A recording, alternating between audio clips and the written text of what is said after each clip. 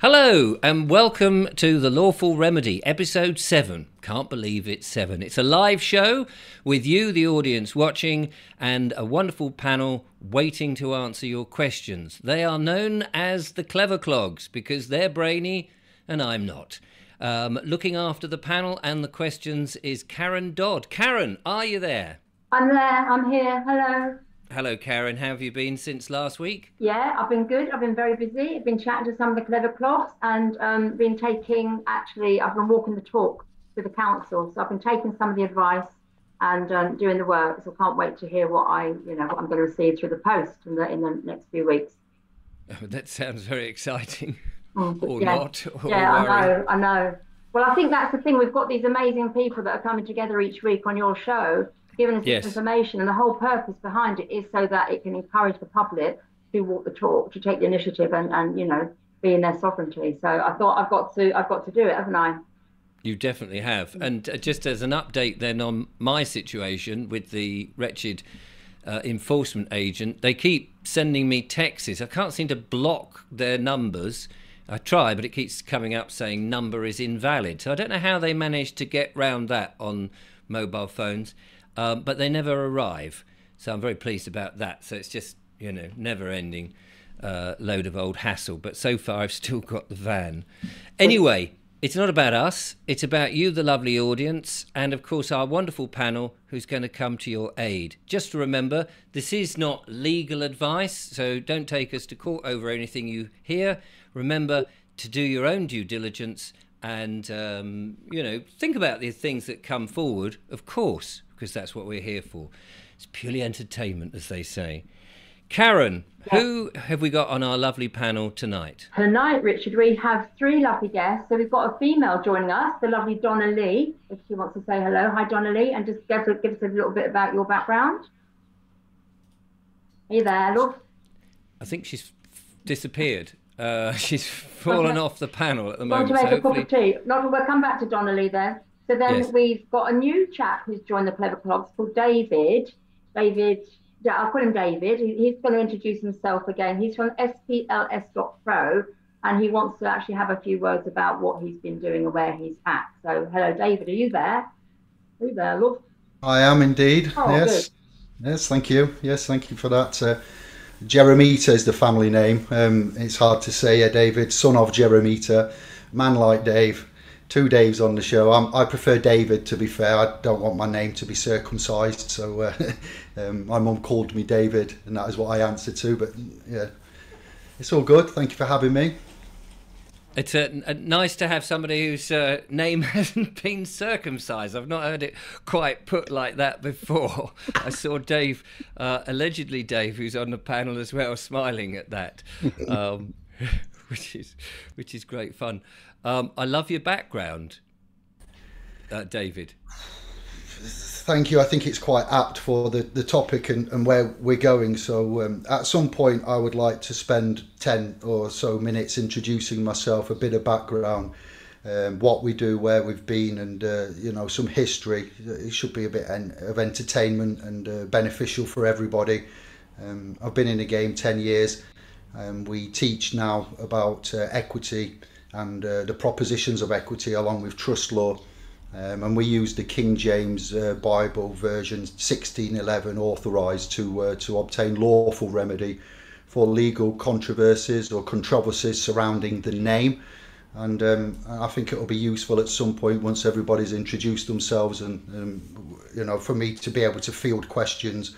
The area of the knowledge that we use is the Bible references, and I'll explain that later. But I'm not here as a Christian or to besmirch or to preach Christianity. It's a fact of the matter, and it will become apparent throughout the show as we proceed. So I yield. Thank you.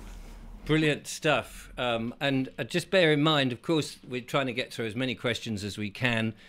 So the audience, please ask as many questions as you can. We'll try and keep the answers as short because I've had a few emails from people saying, "Oh, it got a bit self-indulgent and we couldn't hear you all talking amongst yourselves." And of course, the show is really aimed at at the audience. But back to Karen for our next panelist. Yeah, so our next panelist is allegedly Dave. He's happy to be called Dave. You don't mind being circumcised with your name, do you, Dave? I prefer it, actually. I think we should leave that one there. But allegedly Dave has been on the panel before. Would you like to say hi? Oh, yeah, hi. Yeah, Leggy Dave here. Yeah, been in the game for about, 18 years now. So, I specialise in keeping people out of those court places. Brilliant. Brilliant. And I'd have to say, Dave, I do love the new studio look and the microphone. It looks fantastic, you know. I look really professional, don't I? You do, because the last time you were in China or somewhere? I was in Hong Kong, yeah. In Hong Kong, wow. Yeah, get around. Where are you tonight, Dave? I am in East Sussex. Yeah. Oh, there we are. We were in East Sussex only earlier today, the lovely Julia and I, which is great. So right, nice to have you on board. Sorry, Karen. No, that's fine. It's lovely to have you back. Thank you, Dave, for joining us. And finally, we're coming back to Donna Lee, who I think went to make a cup of tea or something. We missed you, Donna Lee, but say hi. Yeah, hi.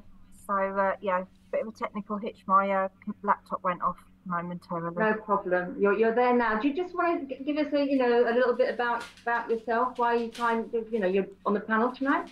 Yeah, well, I've spent 4 years diving around in various parts of the journey, going from Article 61 common law through to contract law, through to divine law, natural law, and exploring many of those avenues.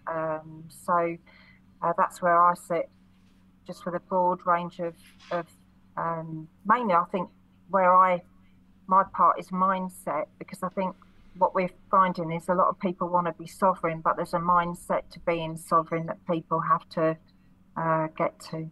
Yeah, cool. Well, thanks for joining us, Donna Lee. And I know you've had a personal experience you might refer to during this next 2 hours. So it's good to have you all on board. And that's it. We were going to have Paddy Spell, but unfortunately she's got a personal situation going on, so she can't join us this evening. But I think we've got a lot of knowledge and wisdom here already, Richard.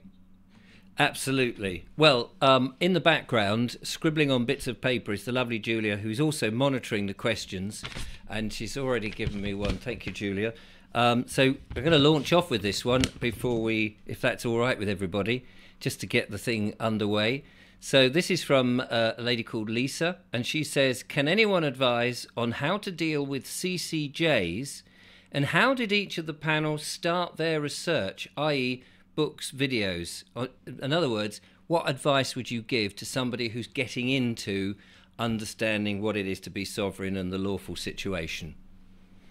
Karen, who would you like to answer that first? I think our new man, David, I think that would be quite nice if he's up for it. How do you feel about answering that one, David? Challenge accepted. Okay, off we go. We're away. My origin story was a baptism of fire access for my sons. It's just summarise and paraphrase then. Family breakdown, 6 and 8 year old boys, and mother in England becomes residential parent by default. Father, if he's lucky enough, gets to see and have access. If it's not a mutual split separation, then you have to fight and you have to go to court after mediation. Perhaps it's successful or not. In my case, not successful. 2 years, £20,000, and a court writ at the end of it to get access, which is something which nearly killed me. And at the time when I embarked on this, there was a campaign by Fathers for Justice. You may remember the people dressing up as Batman and so forth to get notice around for fathers that were getting depressed and suicidal because of parental alienation by the system. So that's my origin story, very much paraphrased, but it nearly killed me. What doesn't kill us makes us stronger. So I'm an expert now, and I'm not giving legal advice. I'll put my caveat in as well, as Richard has done. So I will be speaking, common English, my mother's tongue, and no legal advice to be considered from myself. But I'm now familiar and au fait with rights, entitlements, property. Rights at law can be classed as property. My mother, Julia Jeremita, was retiring as the head of Derby law department. She was under the dean, and she prepared the work for the lecturers to pass out to the students. So of the resources of my mother, her first-hand knowledge of the legal system, and I learned from orthodox publications, professors, civil procedure rules, pre-action protocols. It was my mother and her colleagues that introduced me to the straw man, which is in fact a legal fiction, or a personality, person, Latin. So if you want to get into this, I don't know about David and others, the others, how they would view this, but it's a broad area, and it's a team effort. So for you to want, anybody to want to competently navigate the stormy waters of the legal arena, legal and lawful, different jurisdictions, you know, its language, the definitions of the words used are found in Black's Law Dictionary. I didn't know that, you know, at the time, until my mum pointed that out. I'm from Oxford English definitions, my mother's legal profession, it's the language of the Law Society, so that's your first red flag. What are the pre-action protocols? You know, what is the civil procedure rules? They're very good and handy for you to take note of.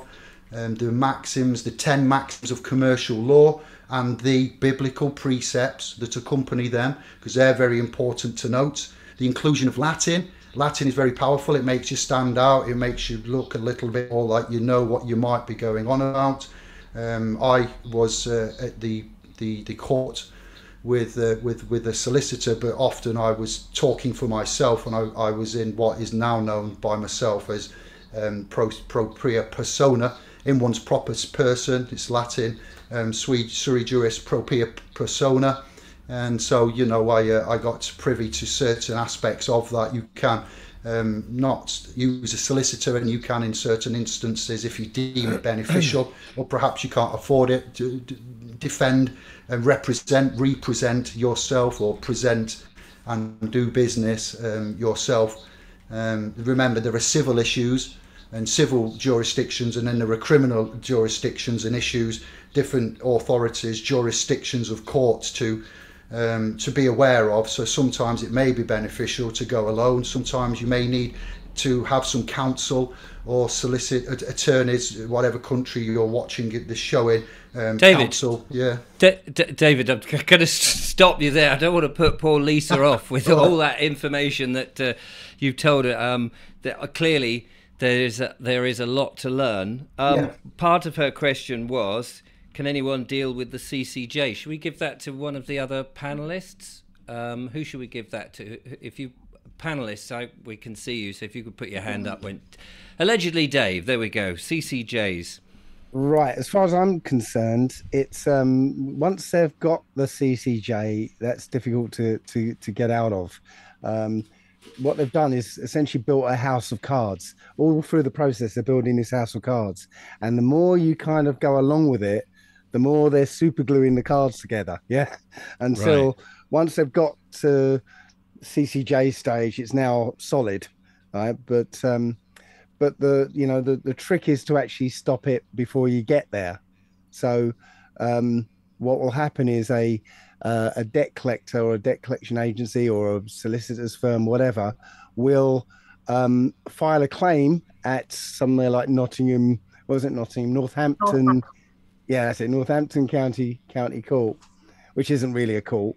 They'll file a claim, but what they're doing is pretending to be the claimant. They're not actually the claimant. They've just bought the debt, so they're pretending to be the claimant. But if you don't know what's going on, then you just ignore it. But they're pretending to be the claimant. They're making a claim saying that you owe them money, and so on and so on.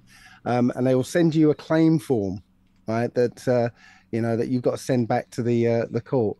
You just rebut their claims because they're not the claimant.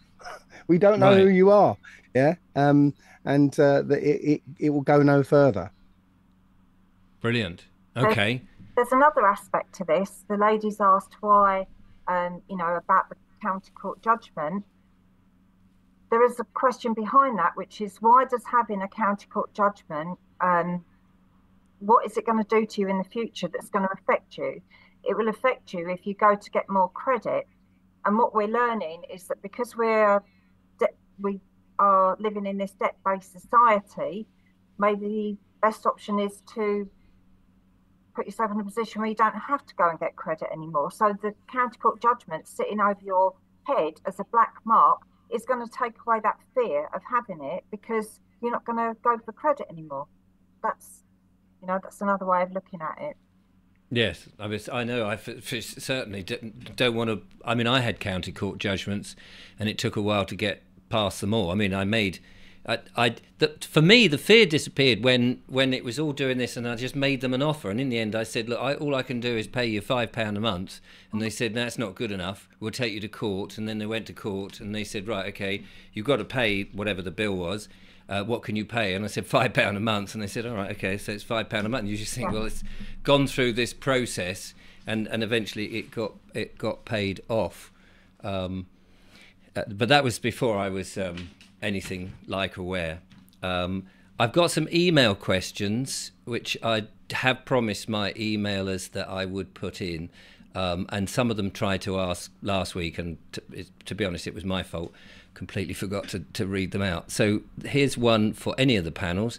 I'm 79, living alone, not helpless, but being harassed and bullied by a car parking company who claim I didn't pay when visiting a local nature reserve that I have visited many times before. Would any of you, the panel, be able to point me in the right direction with advice and support, please? And that comes from a lady called Linda. Anybody? Yeah. Yes. Okay, so with a private car parking company, it's usually you don't even have to really bother with them, but I would normally go with a couple of notices. So the thing to sort of ask yourself, right? Here's the question. Okay, where were you 2 weeks ago on a Friday at 5:45 and 30 seconds? Oh, blimey, yeah. Who would know? You don't know. So this is what they're trying to do. They're trying to say, at this precise time on this date at this location, you caused some kind of offence. In this case, parking. Yeah. But they haven't. You don't know. You don't have evidence that you were there yourself. So you can ask them. Okay, I'm not sure if I was there. Have you got any evidence to show me? All right. Sometimes I got a photograph. Well, the point is, a photograph is not evidence. Right? A camera is not a witness. It can support a witness statement, right? But it can't be evidence of its own. Okay. Right. So the photo is just there to get you to confess. That's all. Okay. Because that's all they've got. A confession. That's all they can use is a confession. That is really interesting, because I think loads of people get those pictures and go, oh, they've got me banged for rights. Right. But if a camera could be a witness, then you could call you could go to court and say, I call the camera, I want to cross-examine it. Yeah, I like it. Right. There's actually a really good video of a comedian who had this argument with his counsel, and he sent a picture of his car with a notice in it saying that I'm parked in Spain. There was a dialogue between him and the counsel. It was hilarious, and in the end, they couldn't use the photograph of where his car had been parked as evidence of where he had been. So after 5 or 6 volleys of emails, they just ripped up the alleged fine. Right. So the point about the photograph is, how do you know that your car hadn't been cloned? Right? Because essentially your car, whatever make or model it is, there's like 50,000 of those cars, identical cars out on the road. The only difference is a number plate. Yeah. Yes. So how do you know that somebody's cloned your car? How do you know there wasn't a bit of bird shit on your number plate that made an F look like an E or a C look like a G? Yeah. How do you know you're not one of the 1 million a day of unreliable ANPR registers? Yeah. Because that software, that technology isn't perfect. Right? Apparently, I've got a news story that says there's over 1 million mistakes made a day on ANPR. So that photograph, has no bearing on the whole matter. So you can say, the photograph that you supplied looks very much like my car, but do you have any evidence? Yes. And presumably you could use that also for the ULEZ things or these clean air zones and say, absolutely. So that you've just made so many people so very happy. I think any camera triggered so-called offence, apart from speeding, there's a difference here with speeding, but any camera driven offence, and the other thing is that it's actually against the law, right, constitutional law, to fine you before conviction, right? That's wow.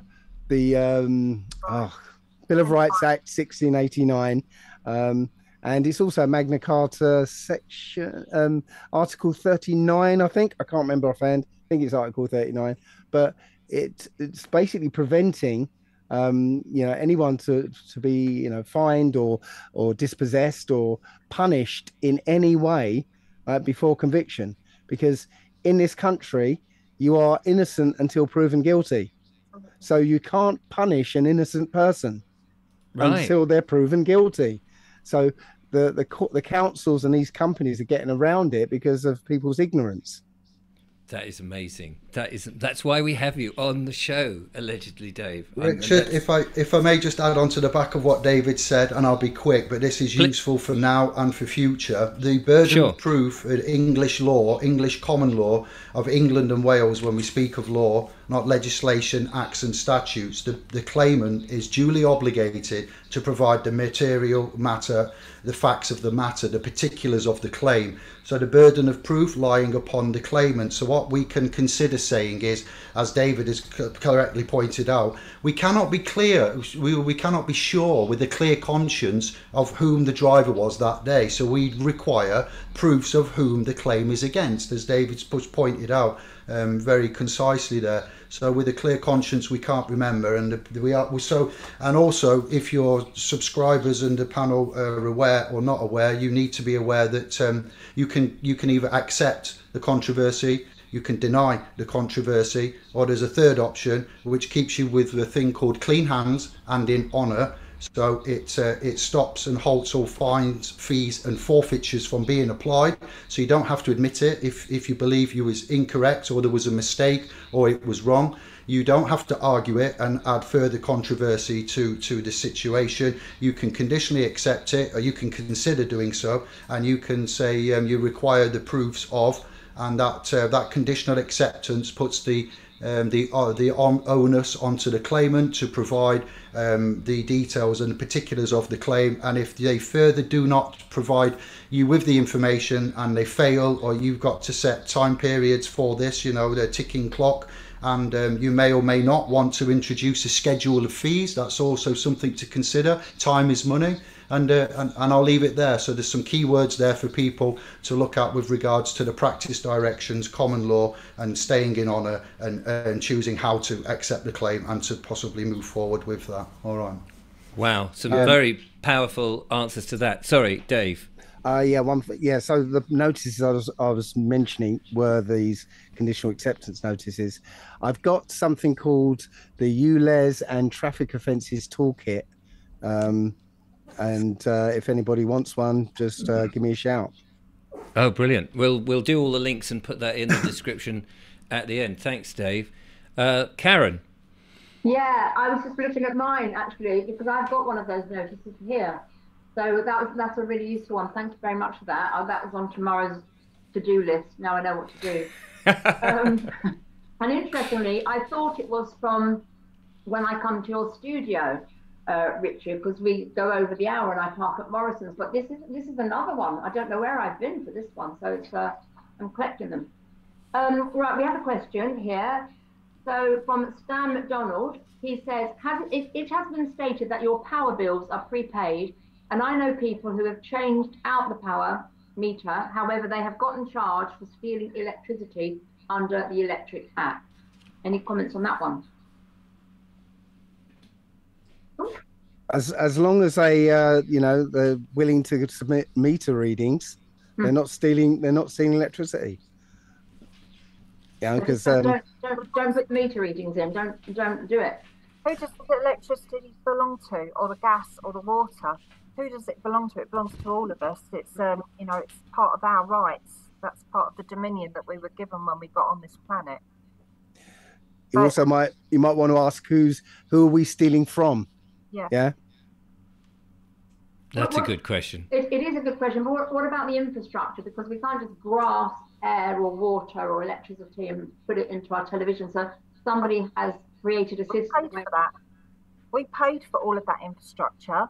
And I think was it 1933, Dave, when we handed over all of our gold to the government.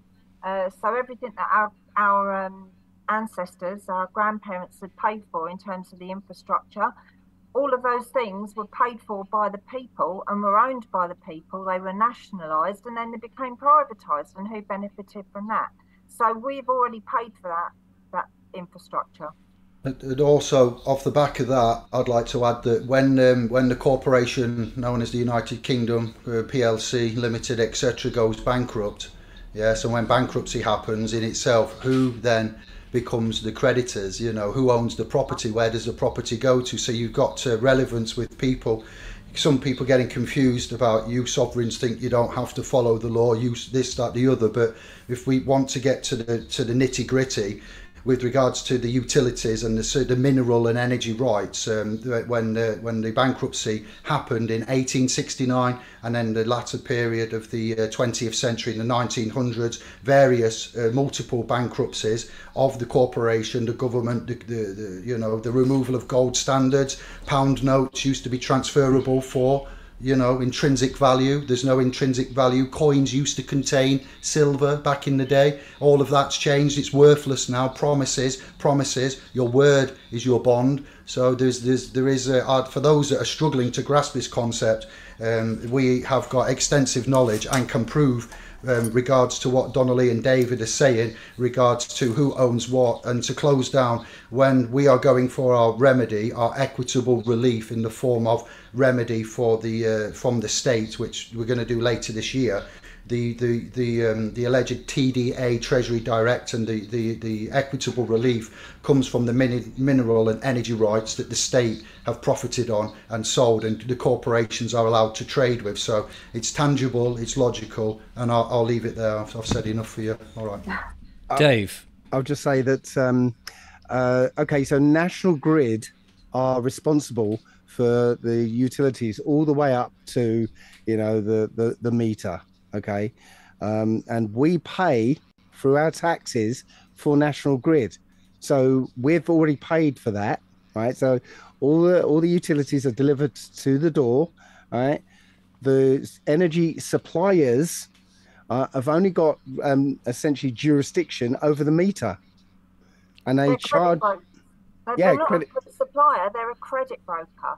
They're just charging you to meter and for the provision of something that they don't own. They're a broker. And interestingly, in terms of what the other Dave was saying there, is that if we assume that the country is a corporation, which we know that it is, and if we know that every country in the world is bankrupt, that God knows who we all owe this money to. But if the country is so much in debt and it cannot pay its debts and it is therefore in bankrupt, it should not be trading. Because if there was a company that was knowingly insolvent and continued to trade and take money off of its customers, that is unlawful according to the Companies Act of 2006. It's fraudulent. So there is Chapter 51, I think it is Chapter 51, that allows them to trade, while bankrupt to aid the creditors. But yeah. Are we still at war, says the recruiter every day in one of the houses. So it's considered that we might still be in wartime. You look at I know there's many questions, but there's war comes into it, worship, ungodly conduct here, spiritual side of things comes into it. So I'll leave it there, but there is connotations of souls deserting your posts, belligerent, etc. I'll leave it there. So it gets a little bit dark as well when you're going into them waters, as I'm sure you're all aware. Golly, so there, a simple question opens up an amazing stuff, doesn't it, Karen? It doesn't. It does indeed. And although it's a very serious matter that we're talking about, it is an entertainment show, and I think we need to remind people of that, because I know some people do make comments about, why do we have a bit of a laugh? But I think you need to have a bit of a laugh in life, and humour is a very good thing. So we know it's deep, we know it's dark, and we're just trying to sort of plough our way through and help people with answers. And I've got another question here. I'm going to try and read it correctly, from Paul Higgins. He says, what's a legal person? Is a man or woman a legal person? And can another man swear one is? May I? I'd like to go for that. So there's a lot of work I've done. This is one of my specialist subjects. So persons, research it for yourself. Don't take a word that I'm saying as gospel, but you can know that persons, in the scriptures, it does warn you. The KJV 1611 is a book of commerce. It's the original redemption manual. When you build the new world needs the language and order, and it's written in that version that replaced the Geneva Bible. For with God there is no respect of persons. In the 82nd Psalm it is written that Jesus says that, have I not said, ye are all gods. Now for the literalists, this is an insult. I take a lot of flack for this, but for those that really want to know and to manage their estate and to look at sovereignty, man David, allegedly Dave, he's not claiming the state name, he knows he's allegedly called Dave. A name to break this down, persons, topic, a name starts with a capital letter in English grammatic. So to be grammatically correct, it's a noun. It describes and denotes an object or a thing. We are not objects, we are not things. We are souls, as it says in Genesis 2:7, when God breathed the breath of life into Adam, Adam became a living soul. We're not free men on the land. We're not sovereign citizens. That's an oxymoronic statement. In their own terms, my honour, I am a living soul, as it says in the good book. What is present in every court, every lawful court, and I use the word law loosely, land, air, water, LAW, there is a Bible. What's the world's most popular book that's given away for free?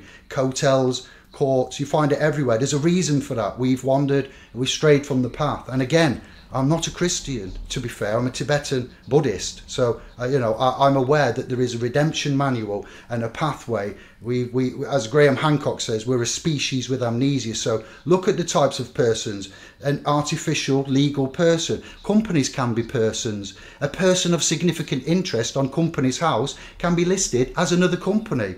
So look at the different types, and I say this with love, and I'd say this because I know what I'm on about here, and my mum, as I said at the beginning for my origin story, introduced me to the legal personality. Person is not an English word. Go back to grammatics and linguistics and semantics and so forth, syntax. It comes from Latin origin. It means persona. Persona means mask. It's not an English word. In our language, in our D-based language, we used to speak Latin and Francais back in the day, hundreds of years ago, when the battles and invasions were going off. This is not a thing that happened overnight. And those that did not have the intellect and intelligence and education, that weren't lords and squires, spoke English, that spoke the common tongue. They were obviously from the aristocracy viewed as the commoners. So there was a distinction between types of persons, squires, lords, and etc.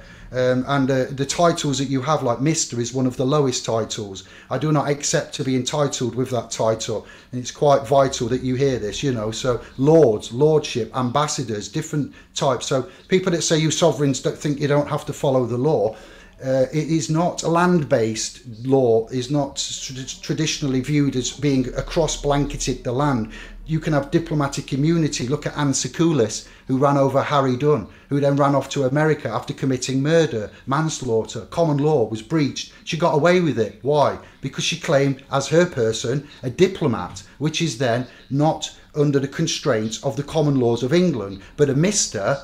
or Mrs. will be laird, lord. You see where I'm going? So again, I'll leave it there because thank you. That's a lot of information. That's and no, thank you. I mean, it's very concise. So, I mean, I think what David there is demonstrating that a very simple term, especially in this lawful situation or the legal situation, however it is, has got so much behind it that sometimes the answer is very, very deep and detailed. So thank you, David, for that. So, yeah, we try to answer the questions as best we can. And that's, to me, that's what's great about doing this show, isn't it, Karen? Because everybody that we have brings a different slant to the answers. Absolutely. And I think that's where the sovereignty comes in, because we as individual sovereign people have to make our own path, our own way from all the information that is available to us through the research. So, yeah, absolutely. Would you like to ask questions? Yes, please. I've got some questions here, but go with yours. Okay.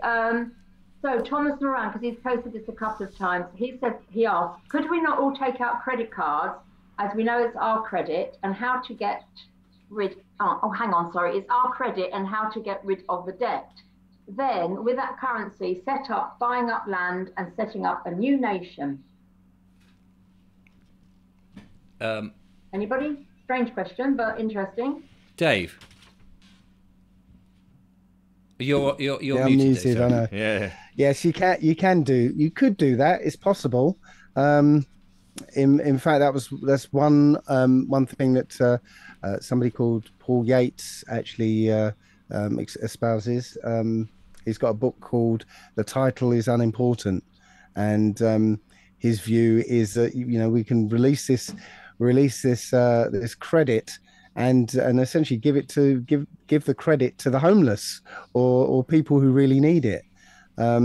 Personally, I don't really go that way, because I believe it's kind of dishonorable. They're being dishonorable with us with this credit system. I feel it's dishonorable to use it, in the same way. So, yeah, you might think of it as you could think of it as a way of making money, as it were, but essentially you take the credit out and then you point out the fact that they didn't give you anything, and you can actually as soon as you prove it, as it were, they basically write the debt off, because there is no debt. So yes, you could use it for that, but I personally think it's dishonorable. Right, good. Okay, brilliant. Thank you, Dave.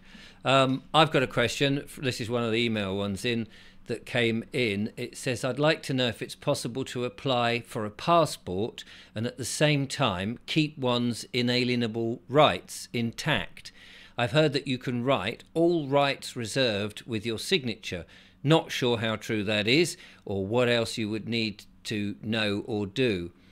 I am sure the amazing interchangeable panel will be able to offer some insight. So if anybody would like to tackle that one, would be good. So applying for a passport and keeping your inalienable rights, do they disappear? If I may start the ball. Oh, Donna, ladies first. Carry on. Are you sure?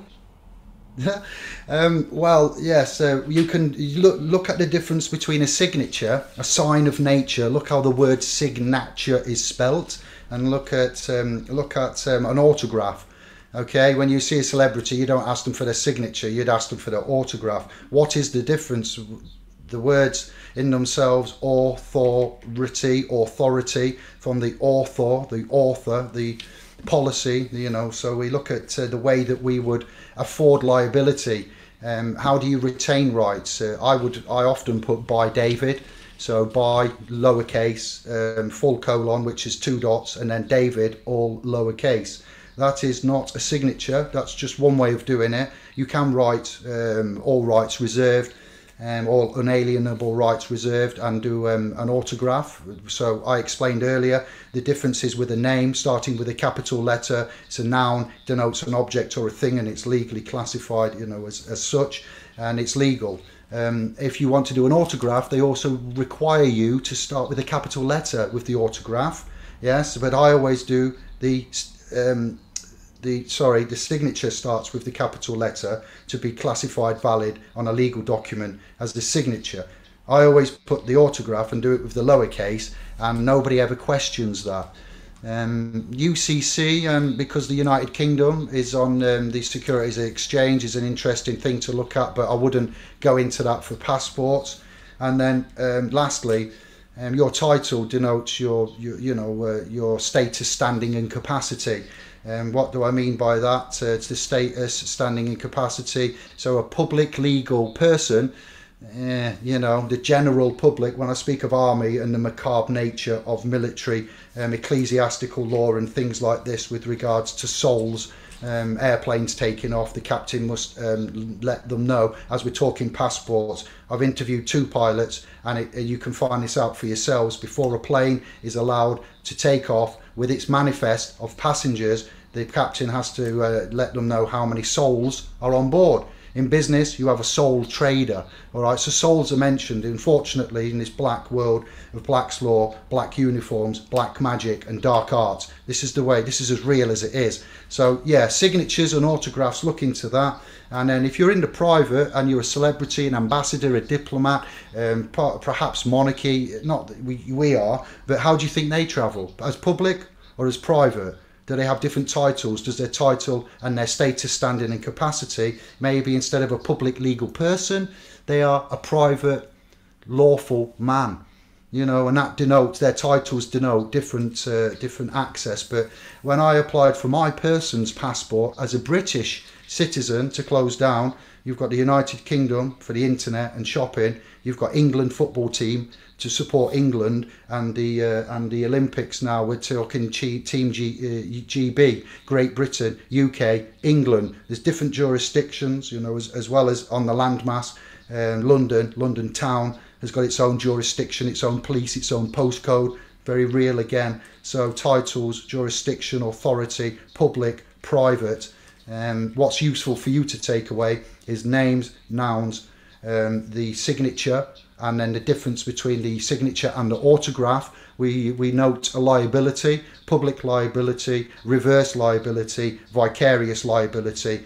As a signature on a document is executed as a deed. If the signature on the document is missing, the document is not executed as a deed. Companies Act, Section 44, 2010 Companies Act, you'll find that roughly in there. And also it's written within the Bills of Exchange, 1882, authority, documents, deeds. We're doing a good deed today by giving our free time and helping those that may need to be enlightened by these lovely luminaries that I'm with today. So I'll yield there. Thank you, David. Thank you so much. Donna Lee, did you want to add to that? Yeah, I don't know what I can add to that, except for there is a private and there is the public. In the private, you've got a God-given right to travel. The inside of your passport states that there should be no hindrance to you travelling. I'm just in the process of applying for another passport. I've got one, but I want to reapply for my passport without a surname, or surety name. So I'm going to try to get my passport without a family name in it. That's kind of what I wanted to say about it, is that what we're trying to do is we're aiming to get into the private and out of the public jurisdiction. Right. Okay. Can I just ask Richard, Donna Lee, how are you going to try and get a passport in just your maiden, not your maiden name, your Christian name? Just in my Christ forgiven calling, because I understand even from the if you go onto the deed poll office, which is part of the government agency, it does state that no one needs a surname. So I'm going to write to them and say I haven't got one. Interesting. Simple, just very simple. I had one, I lost it. I put it down somewhere and it's vanished. So I don't know what it is. That's your surname, Richard, yeah? You lost. Yeah, I lost it. I had it earlier. Don't know what I've had it. Sorry. I mean, what do you do? When you say you haven't got one, I mean, what will they say to that? Well, the deed poll office states that nobody has to have a surname. So I'm going to write to them and state that I want my passport to have my surname taken off it. Brilliant. But I'm just, I'm not you know, I'm not intellectually based. I'm just going to do what I feel is right, and I'm going to just say that I want my surname to be taken off my passport. I'm understanding that I don't need it. Take it off, please. Yeah, let us know if it happens, because they might have a flurry of people.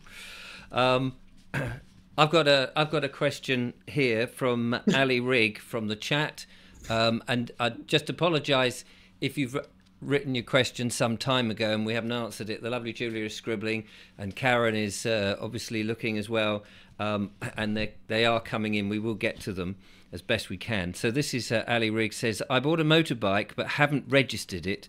It's MOT'd insured, but I can't road tax it because it will have to be registered, but I don't want to. Is there any advice? It's already registered. Yeah, they changed the system a while back. I don't know exactly when, but it was registered before anybody bought it.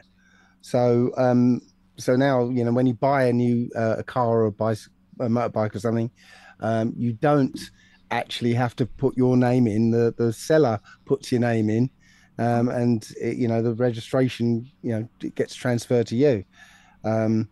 So no, it should be already registered as far as I know. So you can apply for the manufacturer's certificate of origin if you go to the DVLA, and you can ask them that you want the because that's the document that the manufacturer of the mode of transport fills out, which states that it's been manufactured to certain safety standards, and that's what gets sent to the DVLA. And I believe that you can request or require that the manufacturer's certificate of origin is sent back to you if it's a car. So I'm assuming it's very similar if it's a motorbike. I'd like to know if anyone's actually got one, because we keep, It's actually, I believe it's a V888 form, right? And but it says it's for a dealer to do. I'm sure you can get around that, but it says for a dealer. The thing about that though is that if you're going to go down that route, you've got to go the whole hog.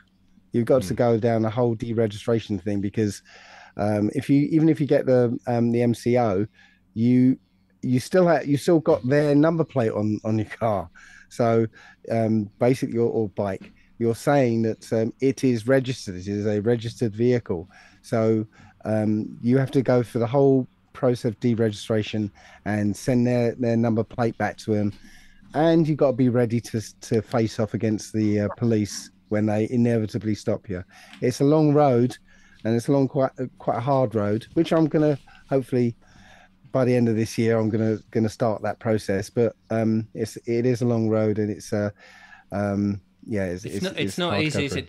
You sent me a video a while back, Dave, of about 11 years ago or something, when you had done exactly this, and and the boys in blue came along, and you were doing everything, but they did take your car. That was some time ago. Yeah, but it was, you know, as you say, 12 years ago. And at the time, there was nobody else to follow. I was doing it. I was making it up as I went along. Yeah, bless you. But now I've learned a lot since then. So yeah, well, we need pioneers like you to go and do it for us, so that we feel a bit more confident. So well done to that. Karen, have you got any questions?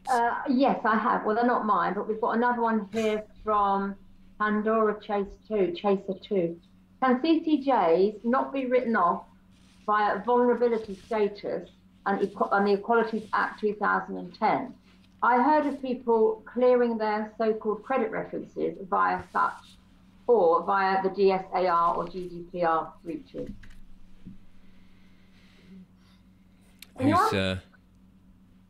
Malicious. Anybody? Well, that would be a malicious communication. I wouldn't know for definite, but just before you get into that, you know, that last question, look into transfer of titles from public to private using the Bill of Sales Act. Whenever you buy something, you write a handwritten receipt, Yeah, that's just like that's covered under the Bill of Sales Act in English law. You can inform the DVLA titles and rights of change. You can also use trust technology to put property into trusts, and I've effectively communicated with the Chief Executive, Julie Leonard, at the time of the DVLA, held her to account with the ICO because they failed, and I got her to do what she needed to do with regards to that last question. And moving forward to this one, yeah, the GDPR and the data regulations, I'm familiar with, again, using this onto the DVLA, Julie Leonard and the agents and officers there. But I would say that you might be able to get a discontinuation, or you might be able to fight the claims that have been made and the credit file that's been affected by going out through, and I've done a lot with Julie Leonard, DVLA. I've got videos on my channel going through.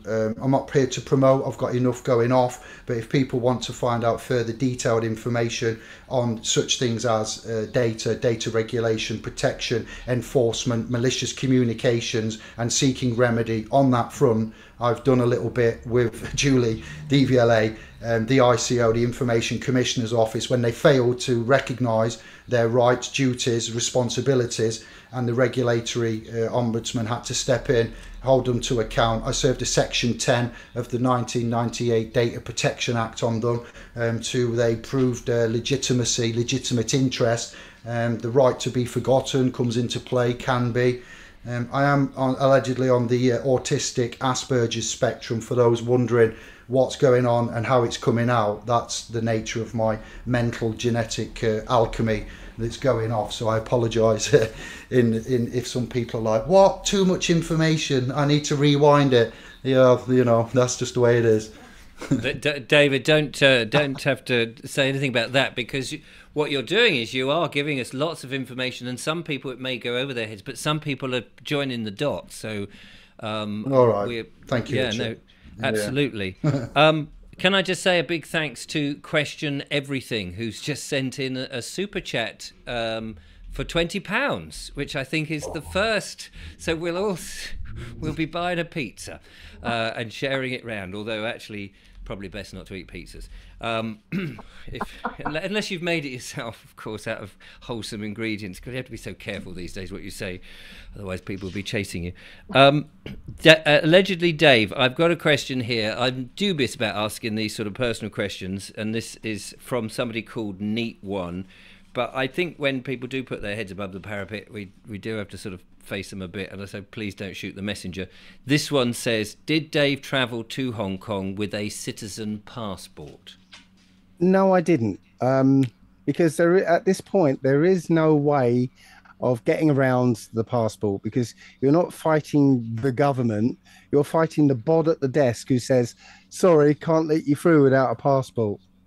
Right. But, you know, there is words that you can call the embassy of the country you're going to and tell them that you're coming, and you don't require a passport, and you know they'll let you in. But I've never heard of that actually working. Sounds great though, doesn't it? I'm just coming into a country. Would you mind just opening the door? Yeah. That would be hilarious. Imagine then if that caught on and everybody started to do it. It would be a nightmare. Well, it you know, if everybody did, then it would fall apart, because yes, if you think about it, there were no passports before World War One. There's no such thing. Is that right? Yeah, right. Yeah. World War One brought in the passport essentially. So before then, you could literally just jump on a boat or a plane or something, turn up in France and set up shop there, you know. Fantastic. There you go. How interesting. Thanks for that. Karen, any other questions you've got? I've got some more. There's a good comment here from Mike Crawshaw. He says he got caught on a speed camera in January. He's since moved back to China. The DVL wanted his Chinese address, so he sent it to them by email in Chinese, and they have dropped the issue. That's a simple, way to do it, isn't it? We can go and move to China. Yeah, I said, how would they prove that you don't actually live there if you just send in a Chinese address, even though it's from the UK, or you get a friend in China to do it? Yeah, there's a similar one where where you have to name the driver. Then somebody's named the driver as a Chinese person and given it their Chinese address, and that's it. It goes no further. It goes brilliant. Oh, easy. That's the answer. Great. We like those sort of solutions, don't we? I'll be doing that with my tickets in here. That's it. But personally, again, I don't do that because you're lying. Well, that's true. And if whenever you lie, there's a possibility you get caught out in the lie. So, well, it's karma, isn't it? Really, because we should be sort of living with integrity and honesty. I hear you. Clean hands, the clean hands doctrine again, and honour if you can. It's very hard to keep honour in the face of adversity such as this, but people need to, souls out there, man needs to look at paperwork and sorting paperwork out prior to even challenging things like this, which is probably for another show. But I've got some ideas and information on how you can move from public to private. For instance, just quickly, a driver. Look at the legal definition of driver. Yes, it's somebody who is paid to commit commerce or somebody who works for the government. So when you get stopped by an officer and they say on the window and you go hello and they go, are you the driver? It's happened to us all that travel, and because not a lot of us are actually in fact drivers. Driver comes from the word English etymological root reference. Drover comes from shepherd, flock, drover, this kind of area as well. And driver, the officer, no, I'm not the driver. I passed my driver to him and he said, have you been drinking, son?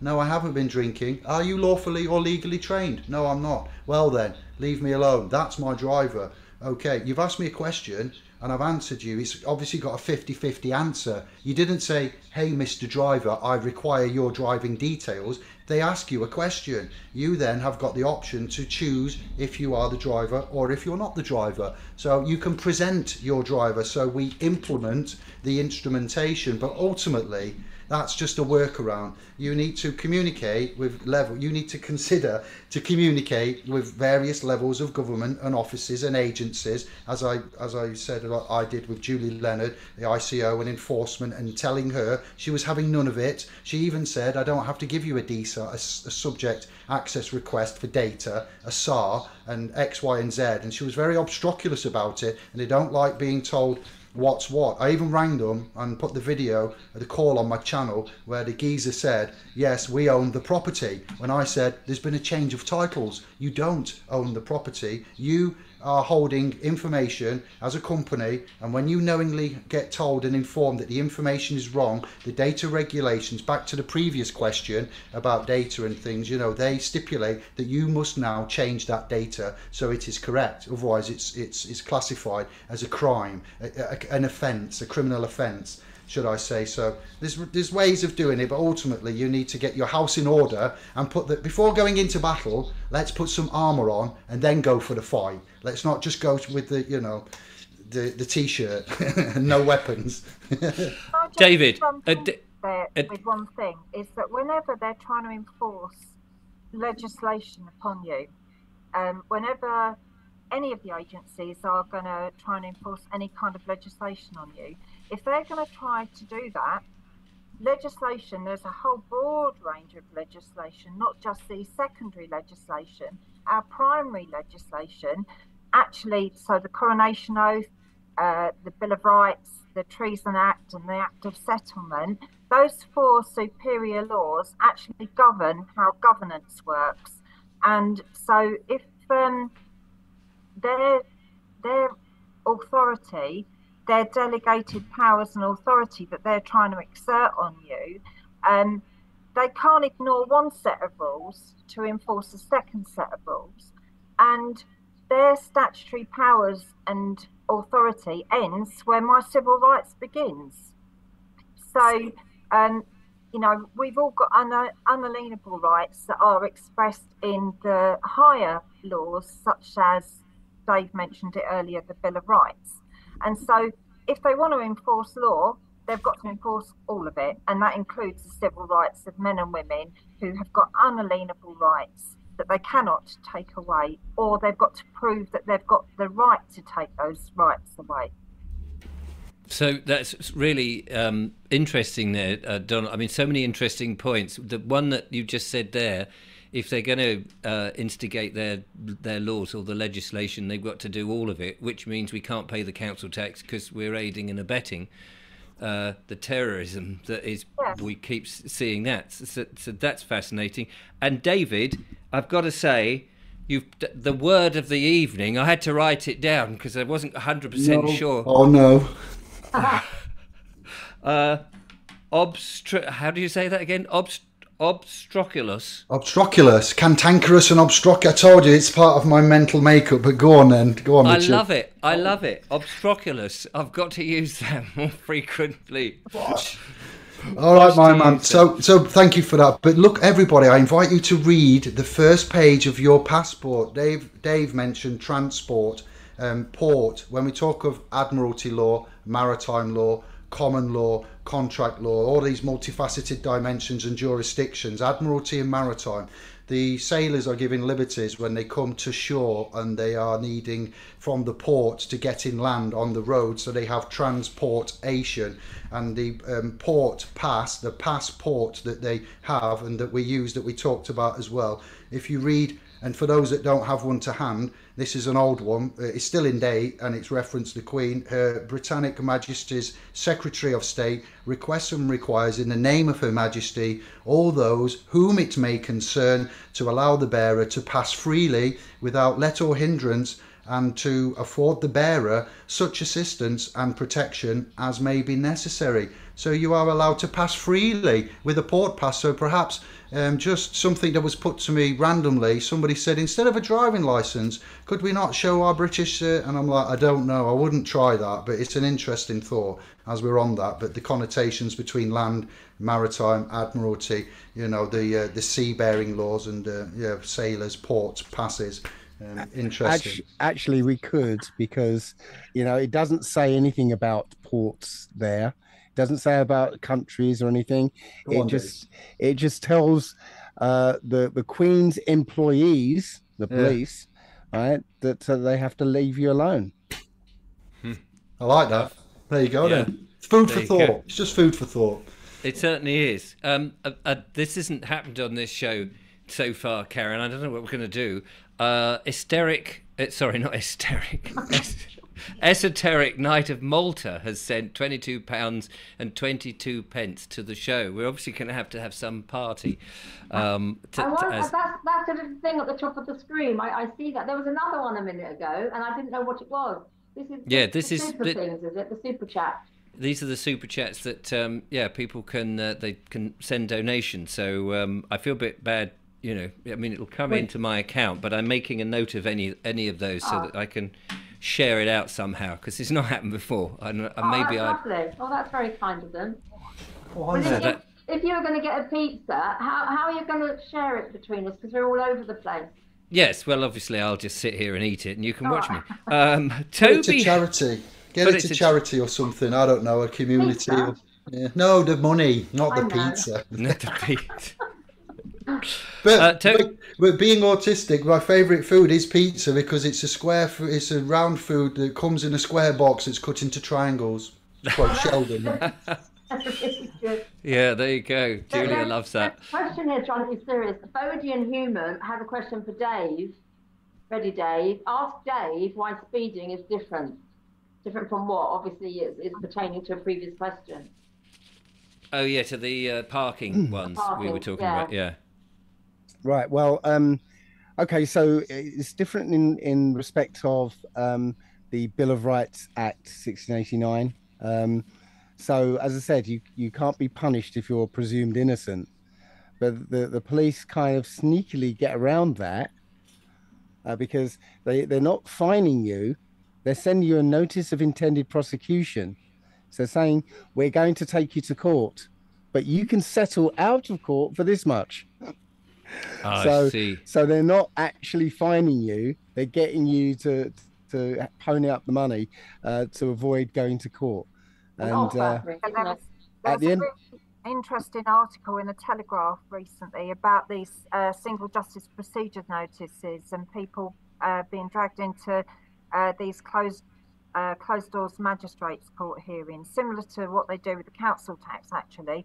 So there are, I think it was about a month ago that this was in the Telegraph, and my issue with the whole of the speeding element and these speeding fines is that if you've caused no harm, loss or injury, there is actually no crime. There is no crime. So and this is the situation that I'm in at the moment with my driver's license. If there is no crime, then why are we going into a criminal hearing in a civil court? That's fraud. Yeah, the single justice procedure. Okay, yeah, it is a closed hearing. So literally, it's a kangaroo court type thing. But what you can do is just return that whole wodge of paperwork they send you. You send it back to them and say, I politely decline your single justice procedure because there is no case to answer, because they want you to plead, because that's what the letter says. Could you enter a plea? Well, I'm not going to plea because there is no case to answer. You haven't proved that I was there. I'm asking you for evidence that I was there, and you haven't given it to me. So there is no case to answer. There's no crime being committed, and there is no contract that's been breached. So no case to answer. And on the back of that, these administrative courts venues, you mentioned the Northamptonshire County Court Business Bulk Handling Centre. Wow, that's a mouthful, isn't it, everyone? Isn't it? Yeah. For a court. It's just incredible with regards to the administration side of things. So if we look at one of the, not a jurist, in fact, it's a publication called Halsbury's Laws of England. Yes. Commentaries in there. I think it's 2014. I've got it here. 2011. There you go. And what does it say, Dave, my man? Can you remember, or do you want me to? It says there is no provision in this country for administrative courts, and no act can be passed to legitimise them. Gosh, something like that. He's paraphrased it, which is what I was going to do. That's exactly right. They are not. They're not lawful. Is the single justice procedure lawful, or is it legal? And to close down as well, when you're talking about these subjects, a parking charge, a penalty charge, yes, and look at the differences. Research what a parking charge, a PCN, and a PCN, which is a penalty charge or a penalty notification. The two differences there between them as well. Public, private, council, police. There is something to have a look at there. I'm not going to expand on it now, but some you can manage with, and some you have to actually deal with in a different way and get a bit more serious with them. But I'll leave it there. Halsbury's Laws of England for administrative court. So as David said, you can't be deemed guilty till your jury of your peers has deemed you, judged you. So you are innocent allegedly till proven guilty. So can we have a common law? Bring forward, as Donnelly said, bring forward the man who I have claimed. Where is who I have hurt? Where is the claimant? Who is the man? Because at law they always say men. I know we're in a world which has got different genders now, but please just let me be me. Understand. You can be you, Dave. Absolutely. This is why this is called the Clever Clogs, the lawful remedy with the Clever Clog, because my goodness, Dave, allegedly Dave there got that how you remember all this stuff, these different, I mean, obviously you've been doing it for a hell of a long time, which is so impressive, and that's what makes this show so interesting to listen to. I've got a question here from Toby Henderson, who says, why don't we, when in court, all release our interest to the registered registration security, you may have to explain that, then get the court clerk to do a full accounting of the estate's account? Does anybody understand the meaning of that question? It's to do with the fiduciary duties of the court, is my understanding. I mean, I'm sure Dave understands this in a greater depth than me, but when you walk into a courtroom, you're the beneficiary of the trust. When you walk into a courtroom, they do a bait and switch and turn you into the trustee of the trust. So that someone is going to pick up the fee when you go into a courtroom. So the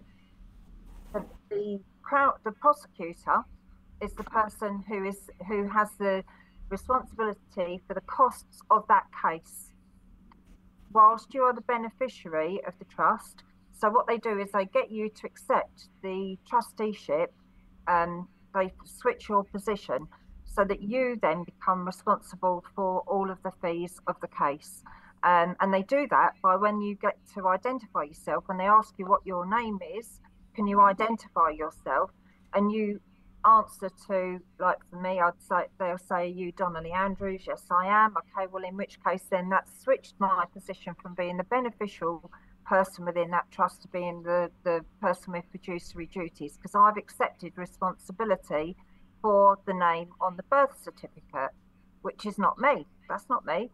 I am a woman called by the calling of Donnelly. The name on the birth certificate, Donnelly Andrews, is not me.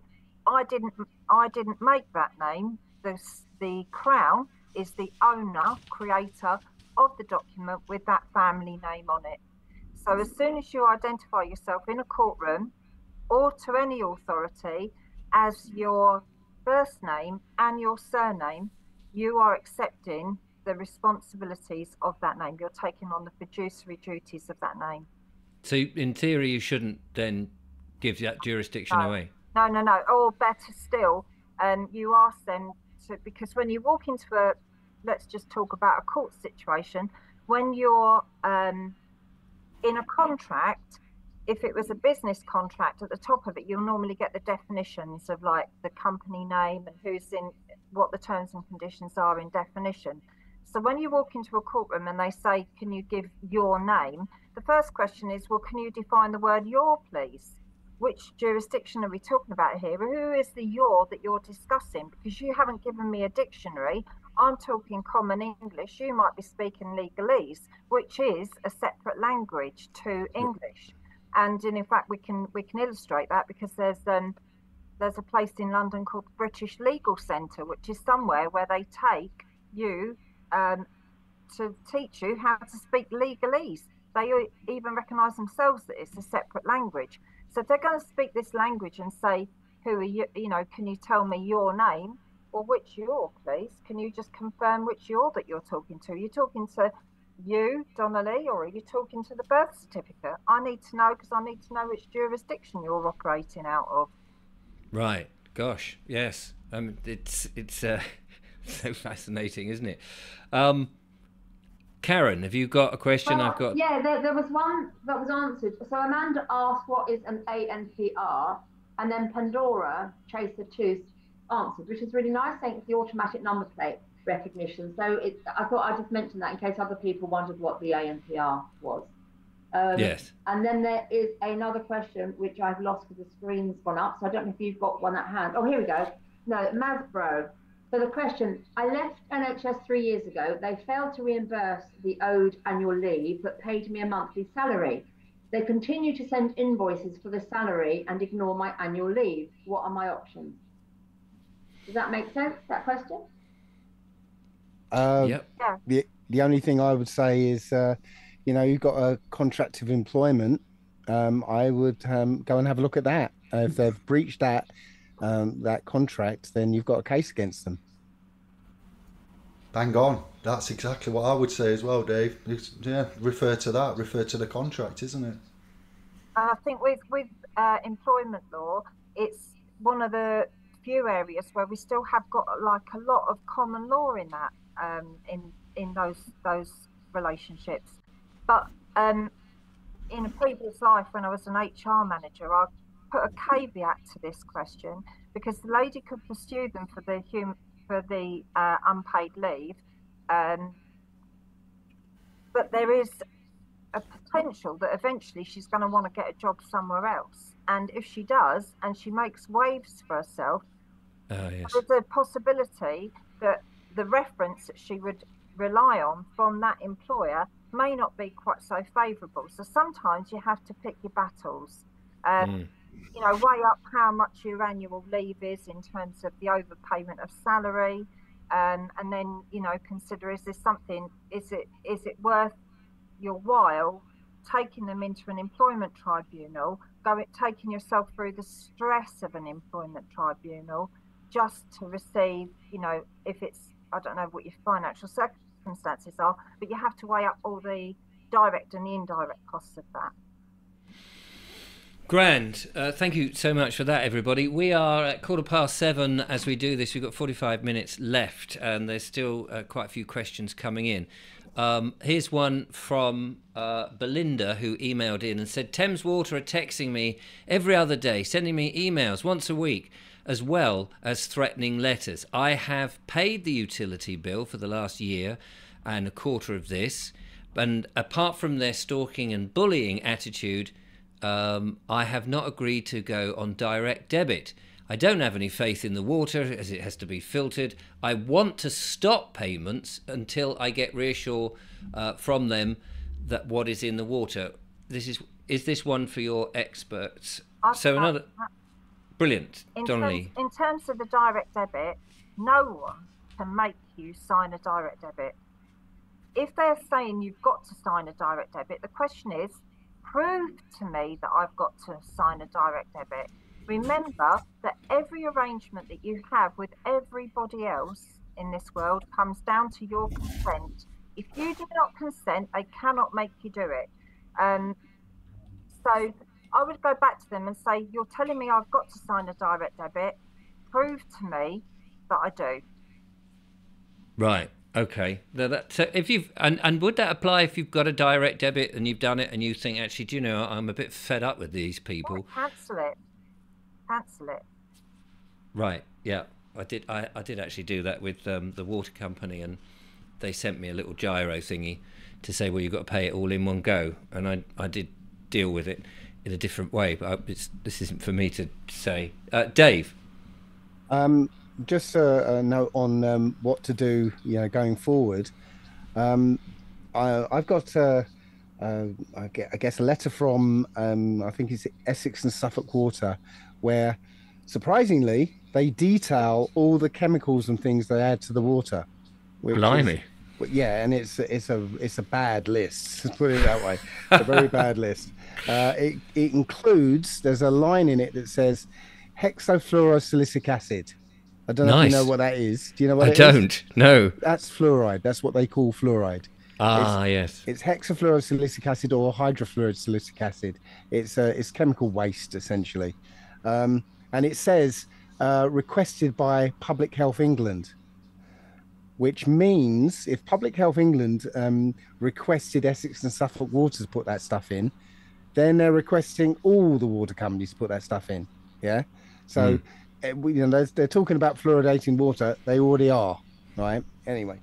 Yes, so, I've had somebody on the show talking about exactly that actually quite recently. So yeah. Yeah, if you haven't got yourself a distiller, get one. Yeah.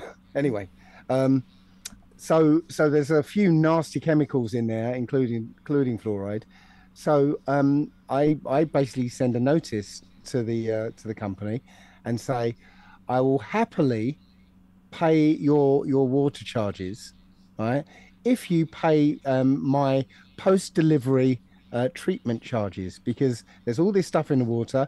I have to distill it, I have to add hydrogen peroxide to it, I have to filter it as well, blah blah blah. I'm charging you £450 a month, so you pay you pay mine, I'll pay yours. You just make sure yours are more expensive than theirs. Yes. And what do they say to that? Well, they'll twist and turn a bit, but the point is that that if they can't argue it, because the water is poisonous. There's no getting around that. And you're saying you've delivered poisonous water to me. I have to treat it to make it drinkable. Right? Here are my charges for that. Yes, and the lady I had on was Joy Warren. It was on a video recently, and she was talking about the fluoridation. And she says the water treatment companies cannot deny the government to put it in. They've been told they have to do it. Right. So they have to. So one can go to them and say, I don't want it. and that's where they're in a corner with that. But I mean, all the other stuff that they shove in, they don't have to do that.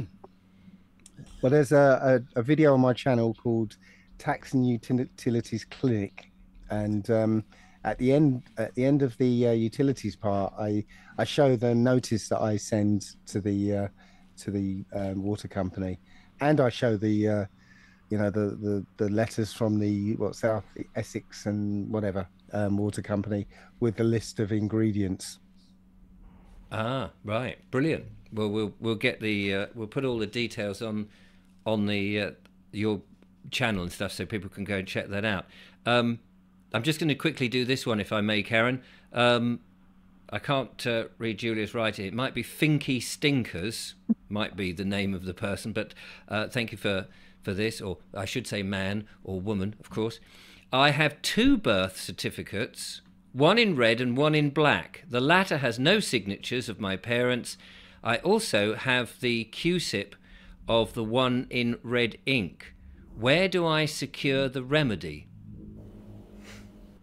That's an interesting question. Who's going to go for that? Could you repeat that? Yeah, of course. I have 2 birth certificates, one in red and one in black. The latter, i.e. the black one, has no signatures of my parents. I also have a QSIP of the one in red ink. I'm not quite sure what QSIP stands for. I hear it a lot, and I probably ought to know that. Where do I secure the remedy? I don't know what you're seeking. I suppose. They're looking for equitable relief and alternative provisions, as we are the surety trustee with legal possessory title in bankruptcy to the private banking cartel as the Bank of England. So it's neither a bank and it's nothing to do with England. Like the Federal Reserve is not federal and it's not a reserve as such, So there's a belief that the birth certificate can be exchanged for such, Treasury direct accounts, and equitable relief is the term I would use for alternative provisions. So the certificates of birth for your person, because man is not registered, it's an event in my opinion, and so there is an event happening effectively at the General Registry Office. So later down the line, under the SETA KV Act, there is a few of them. There's 3. Look at Pope Boniface 1300 and something, and forwards convocation, Attorney Regis. Sorry, Donnelly. Yes, 2008. It was 12. Pope Boniface. Sorry, interrupted. Yeah, so there's a 1307 Unum Sanctum. There's the convocation, Attorney Regis, the 1533 CQV, the 1666 CQV when the prodigal son should have returned and didn't on the 6th of June 1666, and then the 1707 Seta KV, Sesta KV, French for this life, something is it translates to. So when we speak of trust, fiduciary capacity, bankruptcy, banks, England, intrinsic value, things like it's a deep macabre subject, to be fair, but the long and the short of it is there's a long version of the certificate and a short version depending on your age, when you was born, then the different styles and formats and fonts, but you are looking to exchange that. The QSIP number, financial terminology, we look at the Securities Exchange Commission, the World Bank, such as the banks, the World Securities Exchange, the World Bank, the IMF, Basel, Switzerland. There is the Vatican's own primary trust that was split up into other bank accounts. I've done work on this, and I did find a bank account with my person's name on that was formatted with bank account 8 digits, was the national insurance number minus the letters, 6 numbers. The year that David turned 16 to 1990, so if we take the 19 away, use the 94 for instance. That wasn't the year, but the number from the 6 numbers from the national insurance number prefixed with the 94 made 8 numbers. I did a search on this was the White Hats, Heather and Tucci giraffe back in the day, 10-15 years ago, and we secured some bank accounts with the Royal Bank of Scotland in Church Street, attached them to a merchant banking, and I'm not going to tell much more because it's not for now, but there are people out there and there is a belief out there that there is our claim of right to the country's mineral reserves, and this is where the alleged credits remedy would come from, because there's no gold in the country, there's no intrinsic value behind the money, everything's been sold, we're using promises to pay, debts to pay debt. So in a nutshell, I haven't got the answer, but it's a lot of work, and you would need to get yourself in a specialised group. You're asking for something which you don't understand and you haven't got any knowledge in, but you believe there is remedy. So it's a lot of work, and it's getting in those niche groups, bespoke groups, and not just people that believe, because that's a cult. When we believe something and we don't know and we blindly follow, then we're in a cult. Yes, we need to have first-hand knowledge, facts of the matter, and when people tell you something, ask them for proof. Like, again, the proof of the claim. Oh, you're saying that, are you? Well, let's see. Where did you get that from? From what publication? Go further. Don't just go with hope and blind faith, because often it's futile. Yeah. Thank you so much, Karen. Question. Next question. Next question. So from Zen Johnson, he's asked before. His question. He says their own legislation admits that Parliament is not sovereign. Their acts can only bind Parliament, not the people. So if acts don't apply to us, what do we do when the tax man calls?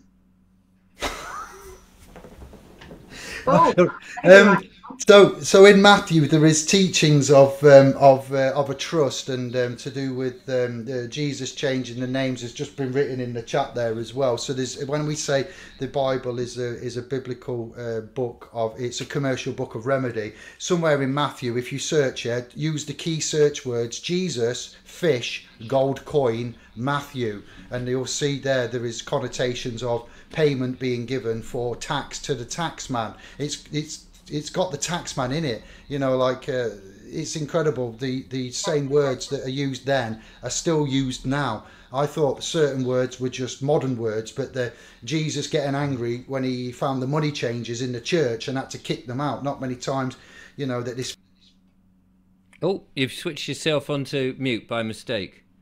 Gets angry. Thank you, Richard. So again, there's the connotations in there, but again, it's the HMRC are one of the biggest boys alongside, companies, corporations to fight, and you would need to know your substance and your form and get it right to be able to. You're looking right in bankruptcy. You're looking to effectively effect payment, because we're using promissory notes from the bank, or you're using plastic cards that are the property of credit card companies.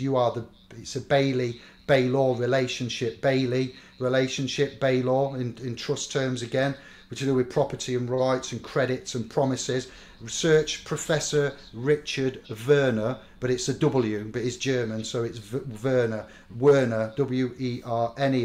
Look for Renegade Inc. on RT News, and you will find on YouTube disclosure about money, finance. Get in touch with the Bank of England. It's not a bank and nothing to do with England, but ask them for full disclosure on the currency, which is legal tender. So again, when we talk of Admiralty Maritime, current sea, the sea is water, it has a current. Etymological wordplay. I've resisted the word salad, but you're going to get some for now, quick and fast. A river in the wild has a bank. The banks are made of mud.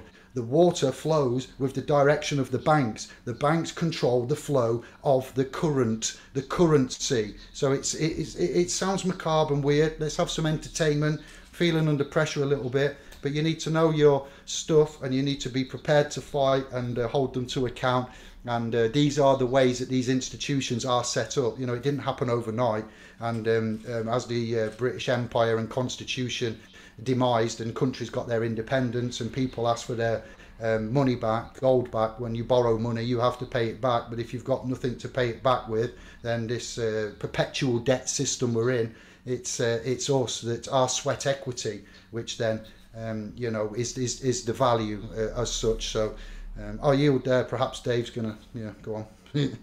Right. Well, all I was going to say is that legislation isn't binding on you. Okay. Legislation is not law. Right.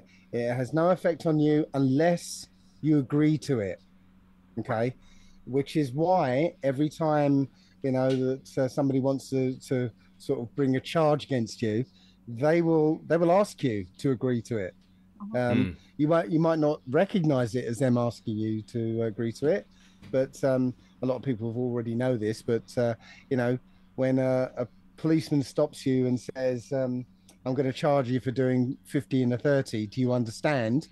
Right. Well, the moment you say yes to that, well, you've agreed that the charges are valid and that they have authority over you, because the word understand actually legally, in legalese, means to stand under, to agree to be bound by, to consent to. So you've consented to the legislation, and you've agreed that the charges have merit, and so on and so on. So they will ask you, and other ways of asking is asking for your ID. As soon as you offer your ID, now you've accepted the charges. Yeah, there's so many different ways you can be fooled. It's also why I don't really like advocating people going into court, because there are so many pitfalls, so many ways you can be trapped. Yeah. Brilliant. Okay. The whole thing fundamentally revolves around, why do we have law at all? Why is there law? Why is there any jurisdiction? If there was just one person living on this plane of Earth or planet, whatever your view is on this, we wouldn't need any law. It's when you've got more than one person, then there has to be fairness, and that's why there is a system of law. And so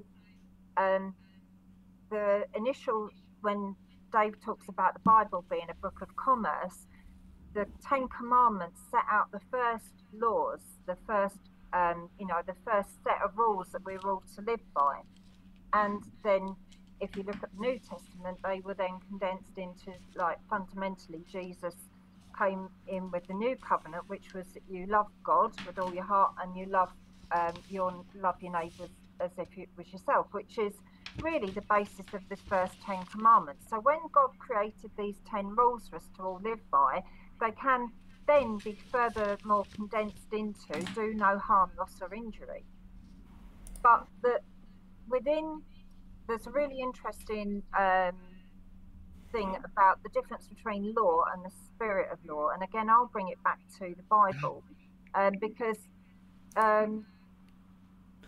the Bible, there's the story of the adulteress, and the religious groups brought this adulteress to Jesus, and the idea was that she needed to be stoned. That was part of the law. That was the punishment for committing adultery in those days. But Jesus said, well, okay, maybe she should be stoned, but the person who's going to do that should be any of you that have not sinned, because that's where the spirit of law comes in. It's the wisdom of treating people equally. And that equity, that equality, doesn't just come from the set of rules. It also comes from a place of, well, if you've never done anything wrong, then you're in a position to judge. Oh, wow. Donna Lee, I'm so amazed. That is excellent. That's bang on. Yeah, let he without sin cast the first stone is an example of equity within the Bible. I think it's within John, what you're quoting there. So clean hands, the clean hands doctrine. Yeah, so he without sin. So that's an example of equity within the Bible. Again, codified to show, persons with God, there is no respect of persons. So law, as I said, with Answer Coolis, Harry Dunn, certain other aspects of public domain, stories of public interest, the politicians that lie and don't seem to be held to account, bankers crashing the economy, not going to prison. There's a lot of things that are sidestepped there, and that's because of their titles and their positions as well. This all comes from a question of who gives them authority to make these rules up for us, and where does jurisdiction come from? The situation that we currently find for people like the panelists and the people on this show, and people that are probably tuning into this show, comes from a question about who has authority over us. And if we're not doing any harm, loss or injury, then no one's got authority over me. I'm sovereign. I'm responsible for myself, whether that goes right or that goes wrong. However, once my jurisdiction steps into the jurisdiction of somebody else, if I do wrong to somebody else, then I expect punishment. Okay, I can expect punishment because that's where equity comes in, because we've all got a right to live without being wronged. That's so, okay. That's really good because you've segued into a question here from Mark Shepherd. He says, "I'm in county court in 2 to 3 weeks' time. Should I walk in and not give them jurisdiction over me? I have claimed my name all in lowercase, or should I play the game and give jurisdiction?" Well, I'm going into court tomorrow, and I was in court about a week ago because of this fake warrant that they've had over me. And I could have gone in with all kinds of documentation, because we wrap ourselves up in this legal world of paperwork. Okay, well, I'm not 2-dimensional, I'm 3-dimensional. So I didn't go in there with loads and loads of and I hate paperwork. So I went in and I just spoke my truth. And for me, I'm going to do that again tomorrow. I'm going to go in. I've got nothing to lose tomorrow because I'm in a position where all I need to do is to just go in there and say what I've got to say on my mind. It's my one opportunity to speak to these magistrates, and I'm going to speak straight from the heart. I'm just going to say to them, what's happened to me because of the legislation over the last 6 months of my life has completely turned my life round, and I've been punished beyond all recognition for what you're alleging that I've done, yet there is no victim. And I'm just going to say to them that I expect them to drop any and all charges that they have got against me, and if it works, it works. Well, good luck with that, Donna Lee. Be interested to know how that goes. Question here from Zen Johnson, he's asked a number of questions, but this one relates to a question that we had last week or the week before, I can't remember now, and that's to do with council tax. So he's just asking, do you think, panel, that saying you hold religious meetings once a week in your house gets you out of council tax? Is there any evidence of people doing this, and is rather than just hearsay? I've got this one. Right, there is something within their legislation, in their rules, that state that if you have got a space that will hold, I think it's X number of chairs, then yes, you can say that you hold religious meetings and you will get an exemption under their set of rules. But only do that if you do it, because if you don't, you're lying, and if you're lying, then you're not coming to any situation with clean hands. Don't use excuses for to do something, to get away with doing something just for the sake of not paying. If you are genuinely, honestly using your facilities for religious reasons, then use their rules to be exempt from making that payment. Right. Is it prayer room? May I say prayer room or something like that comes to mind? Is that not what it was? No? I think you've got to have like a space to have 22 people, and you've got to be agreeing that you're holding religious meetings on a regular basis. Well, that's fine. That's giving a concession to those people that use that space if you want to operate in that system. Personally, I would just not be paying my council tax because there's no obligation to do so. That's a better reason not to pay your council tax. Don't be paying it because there's no obligation and there isn't a contract unless they can produce it. They use terminology with a council tax, so in fact, I've got my council taxes for a T-shirt on at the minute, and I don't want to sort of. What I would do is direct people to this website, which is www.counciltaxfraud.co.uk. There's a 30-minute documentary on there which will tell people why they shouldn't be paying council tax. But it's a choice. If you want to do it, go ahead and do it. But don't lie and say, oh, I use my house for religious reasons, because lying is lying. And somewhere, in some jurisdiction, eventually, you're going to get caught out. And I think it's fair to say that if we're fighting, maybe fighting's not the right word, but if we're pushing back against a corrupt system, we should be much more honourable than the others and not be corrupt ourselves. Totally. Yeah. So I would also add that, the obvious thing is that you're using their rules, their concession. So at any time they can change that rule. Yeah. Right. So if say, 1,000 people hear this broadcast and then go off and claim, religious exemption, they'll change that pretty quick when they realize people are using it. So yeah. So again, best way is to actually confront it and deal with it head on. Just and challenge the authority in the first place. That's where what we have to do. And again, I know we spoke earlier about beliefs, but when 68 million people in this country believe what we're trying to say, no one will be paying council tax. It all comes down to the confidence of knowing who we are. That, to me, is the fundamental argument here.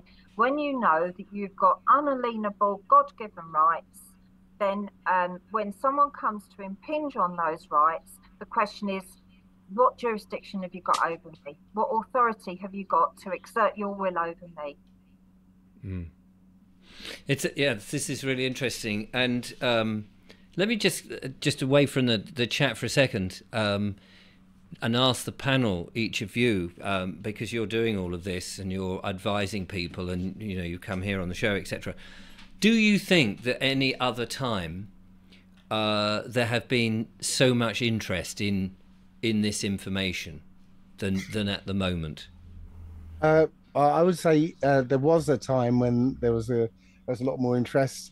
That was between about 2008 and 2013, with the Free Man on the Land movement, and there was, thousands and thousands of people all looking into this, and that we had several kind of hubs that we would congregate on, and we're all sharing information and getting successes at the same time. So yes, back then there was something going on, and then it died a death because the system put in agents and what have you to get people arguing with each other, and then they got rid of all our hubs, and it kind of died a death.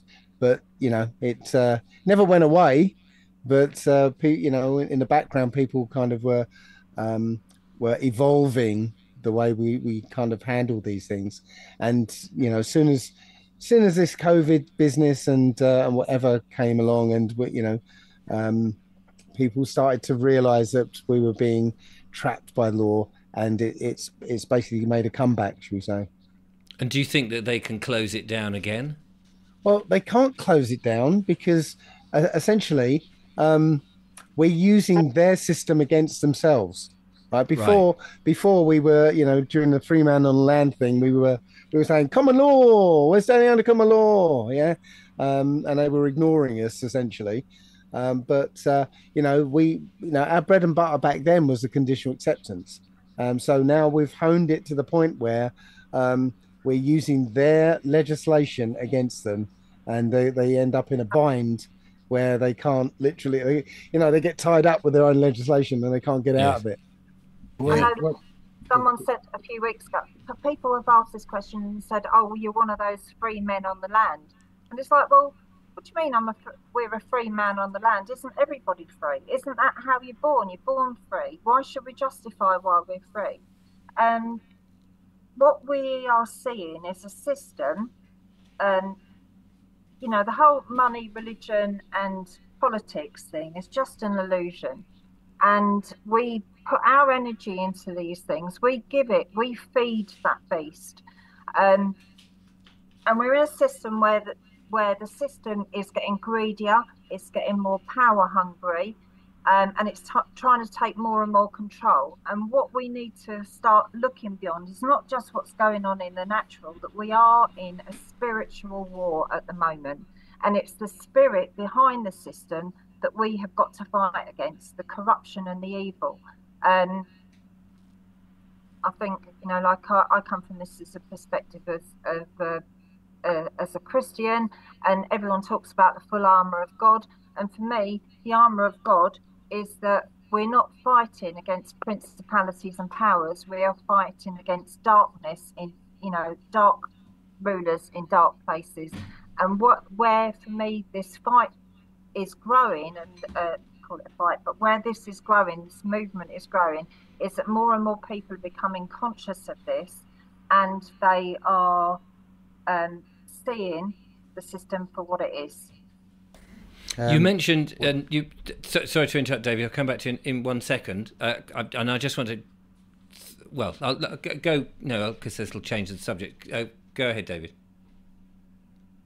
Ephesians, to Donna Lee, the armour of God, to be precise. Yeah, and I hope I haven't insulted you with my analogies and the way that I said about the KJV 1611 authorised version. It's only that book that will get you remedy, lawful remedy on that. Thank you then, blessing, bliss. And I remember, thank you for this, Richard, because it's important, the Tiananmen Square tank man. I was about 9 and I just saw this guy with his carrier bags and he was stood in front of a tank. I was a child and I was like, what? He's got no chance. And the man opened the lid of the tank and he got, you all remember, you've got to be old enough. If you're not, go and search Tiananmen Square tank man. Or it might not be Tiananmen Square, it's a tank man. You'll find him. Legendary. Yes. And then it was the 80s, born 78, so not too much memory of the 80s, but 88-10. Thatcher, Scargill, miners, poll tax, the music, the illegal raves, the gathering, the criminal justice. They said you can't go in a field and have fun. Oh no, we can't have that. Black people, white people, Chinese people, English people. Oh, what's going on? Smoking weed, having beer, having a party, harming nobody. We're not having that. No, you're going to overthrow us. What are we going to do? The Criminal Justice Act, repetitive beats. You can't have, and bureaucracy. So there was a time before the free man on the land, John Harris, and what David touched on. Yes, here it comes. Inspirational. Yeah, we need to get back to that. And as one family, as one creed, as one seed. And I yield there. I've said enough. Thank you. Brilliant. Thank you, David. I just had to go and quickly find that picture because it is iconic. We're running out of time. We've only got about 10 minutes or so left. We mentioned about Freeman on the Land. This is from Born to Be Free, and this is aimed at Dave. So I just, if you could give an answer to this would be grand. He says, Dave, I've used your PCN notice displayed in a window. I'm on notice for using your words. I've now received a charge certificate. What do I do with this? Okay, I don't understand. He's on notice for using my words. That's just what he says. I don't. I don't know. Obviously, don't know any more than that. I'm on notice for using the word. On notice from whom? I suppose we need to know, don't we? And what's it in connection with? And so I'm guessing it's my car notice. Which basically says if you issue anything to this my private car, then I charge this much. If you clamp it, I charge this much. If you tow it away, I charge this much per hour, and so on, so on, so on. That's just my fee schedule for doing anything with my car.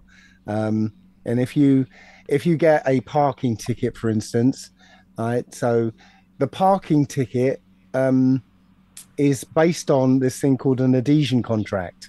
An adhesion contract is a kind of take it or leave it type contract. So somewhere there'll be a notice that says, notice, if you park here, you agree to the following charges or whatever. And so if you park there, it's deemed that you've accepted their contract. Okay, so now you're bound to pay. Now, you put the notice in your car window, that's your adhesion contract to say, if you stick anything on my car, this is how much I charge. And you make sure your charges are more than their charges. And then you get into that, they'll write to you and say, okay, you owe us 60 quid. And you write back saying, great, I'll accept your 60 quid, but you owe me 150 quid. So pay us 60 quid and, pay us 150, I'll pay you back the 60. Yes. It's like a poker game in a way, isn't it? I'll raise you some. It is because you're using the same legislation and the same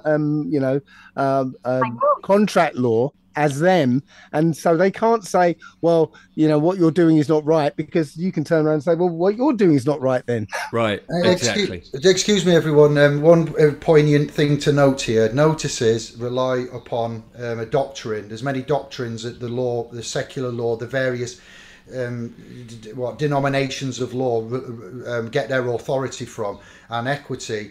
Public notices, doctrine of notices. So at the heart of equity lies the doctrine of notices. So research what the doctrine of notices is. You may have all seen a lamppost in your time with a bit of paper on, some tie wraps on it saying planning permission, you've got the right to object. So research what notices, public notices are, and the doctrine of notices, and take it from me, and you need to research and search why at the heart of equity lies the doctrine of notices, and what jurists said that, and why they said that, and what you're doing there, and you understand what you're doing. So when you use an instrument, and you're doing instrument not necessarily under contract law or a particular other type of law, but you need to actually inner and overstand the entire instrument and process, and the governing authority of which you need to rely on to enforce that. You probably are bang on and right, but the system will try to test you and say, okay, they've probably got a template, they've probably downloaded this,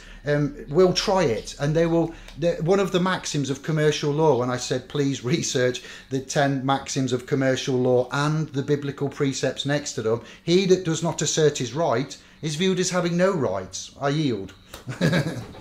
Brilliant. Listen, when you're dealing with corporations, just as a quick note, when you're dealing with corporations, all corporations are there to do business and do money. So if you are getting a corporation trying to enforce anything on you through these adhesion contracts for the sake of money, then just do better business. Make sure that you've got a contract, like Dave's saying, you have your contract, they have theirs, and then you'll do that negotiation. Wow.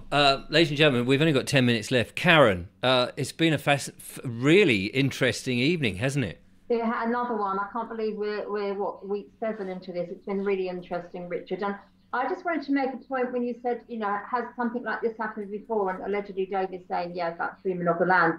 What I'm noticing is like mainstream are taking an interest, because I've been contacted twice this week, one by Sky News and one by somebody in Durham University.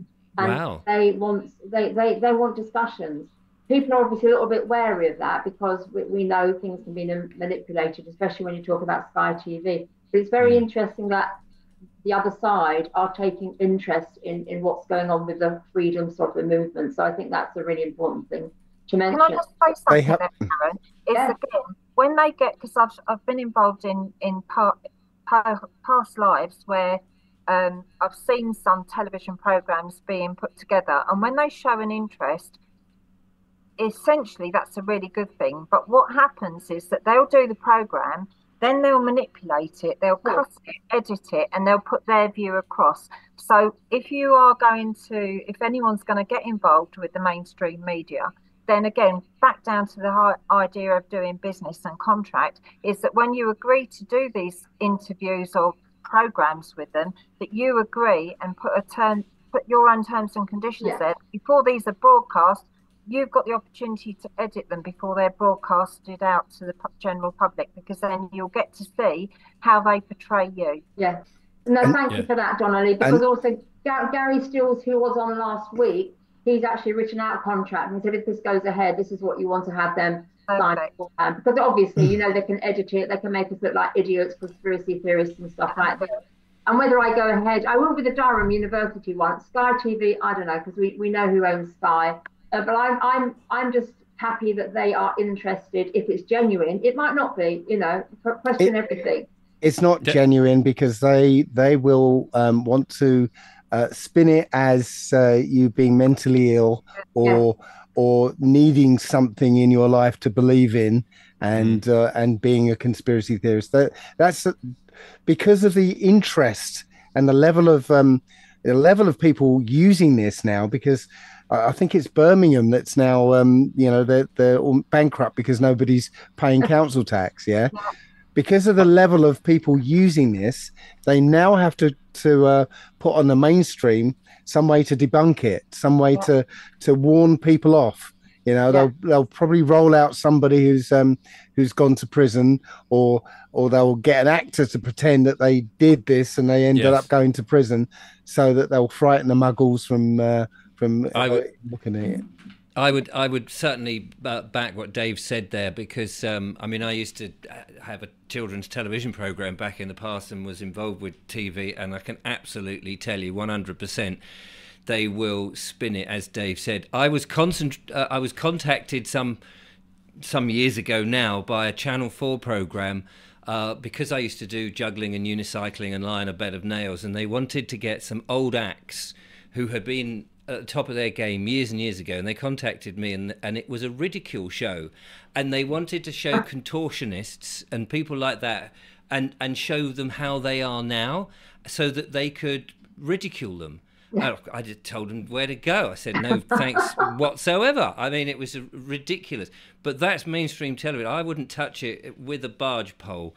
I think we've got to be very, very careful. But I mean, you know, we've stirred them up a little bit. Obviously, they've always been there. But I think it's interesting that they're coming and asking questions. I just think that shows that they're worried, doesn't it? Well, it's a sign. Yeah, it's a sign that we are having an impact. But the other thing I just wanted to say, well, a couple of things actually, is about Gary and other people have mentioned dominions and shires. I was talking to somebody in Australia, Barry, and they are creating sheriffs, because that's where the word shire comes from, a shire reef, which I didn't know. I was learning all sorts of stuff, and they've got this common law thing going on down in Australia, and we can all become deputies and create this parallel system that we're talking about. And I think that's really something that we should focus on, especially when we've got these panelists with large followings, large groups of people that are, you know, doing it for the greater good. And I just wanted to mention that. So, you know, I think we are moving forward in a very positive way, and I'm really happy to be part of it. So we're coming pretty much to the end of the show. Just give a chance to everybody to promote what's going on and things that are happening. And I would urge everybody not to be obstropulous. Yeah, go on, Rich. God bless you. I've had to get that word in again. It's such a brilliant word. So let's start with Dave. Allegedly, Dave, have you got any appearances of books, websites, and all of that we can promote and find out more about what's going on in your world? Okay, so I'm on a tour at the moment. I think I'm in Norwich on Sunday, I think it is, and then I'm going up to the Midlands. So details on my website, allegedlydave.com. If you wanted to get hold of the traffic offences toolkit, or the council tax toolkit, or the NIP, notice of intended prosecution toolkit, just give me a shout. Dave@allegedlydave.com. Brilliant. Thanks so much, Dave. Donnelly. Okay, so two things that I've been involved in recently, which is council tax, www.counciltaxfraud.co.uk, which I hope is a toolkit for people who want to learn more about why they shouldn't be paying it. And for those of us who know, who want to promote it, then there's a second website, www.ctfc2024.org, which is a campaign site where people can go on and buy T-shirts like the one I'm wearing, and yellow boards where they can attract attention for why council tax is fraudulent. All of the materials that are on there are sold at cost plus carriage. There's no profit in there, but it's basically for anyone that wants to campaign and raise awareness. Every time the physical product is purchased, it comes out with 100 leaflets sending anyone that's attracted to why is council tax fraud, and you can direct them to the second website. So there's those two things.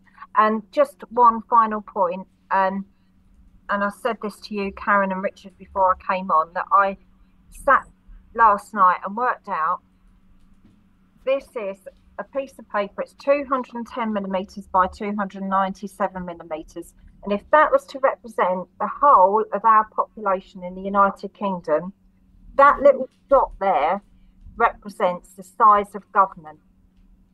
So in terms of our whole population, we are governed by something that small. But but we believe that it's got power over us, and that is not the case. That is a complete and utter case of the tail wagging the dog. They only have the jurisdiction and the authority that we give them. And that looks like a small tail as well. It is a very small tail. David. Hello. Yes, the place there is our private educational portal. We're not solicitors, we are teachers, and we teach and we help, and we are happy to entertain you for a gift or compensation or donation of 12 promises, pounds, credits, a GB currency per year. It's £1 a month. It's as low as we can go. We're not running a business. Our business is private, and yeah, I'd appreciate support on that. My YouTube channel has just been reset, so all the 1,000 and something videos that we've amassed, myself, Kevin, Anders and Albert and the fam over the last 10 years are all public access. So Indie and Glow, INDIGLOW. You've got the links for me in the chat for that. The homepage has got a link to the Facebook public trust we have. Clean Hands and In Honour, so we've got a public Telegram chat. You can find us. I've put a link in the chat just now, and I'll entertain anybody publicly and privately. We encourage working together. I'm eager to work with the guests. I want to say thank you to Karen for facilitating this. You are an angel, a superstar. I'm really appreciative of the chance to mix with good souls like yourselves, Donnelly and allegedly Dave. It's been an honour, a privilege, blessings, bliss. Thank you. It's I'd like to do something again, link up, support you. If you send me links or you get in contact with the homepage, you make contact with me. I will promote and support what you're doing for free. You know, scratching each other's backs, so we'll network and commute that way. What we do for our others, we do for ourselves. To, you know, like what you said there, Donnelly, if we followed these simple rules, we wouldn't need police, courts, legislation, and we'd be in a better place. But I'll leave it there. Richard, and thank you to you. The first time I was on this channel, it was an epic fail. I'm in a bad place in my life. I hadn't slept much. I've got a lot of excuses, but that video I was quite embarrassed about, and I haven't watched it back, but I've heard the feedback. So I hope tonight was something for all, and I've really enjoyed it. Lots of love, and thank you again. It's been an absolute pleasure to have you here, David. Indeed. We are running completely out of time. So, Karen, what have you got going on in your world? Briefly, I don't know if you're going to see that, but it's about our roadshow, Richard. I know you can't attend all of them, but either you and I, or you or I, will be at some of them. So I just want people to start putting these in their diary. If you contact me, I just put it in the chat, but I didn't see it come up. Kizzy63, KIZZI63 at pmprotonmail.me, and then you can find out how to get tickets for these events. So the roadshow is going to start off at Hope in East Sussex.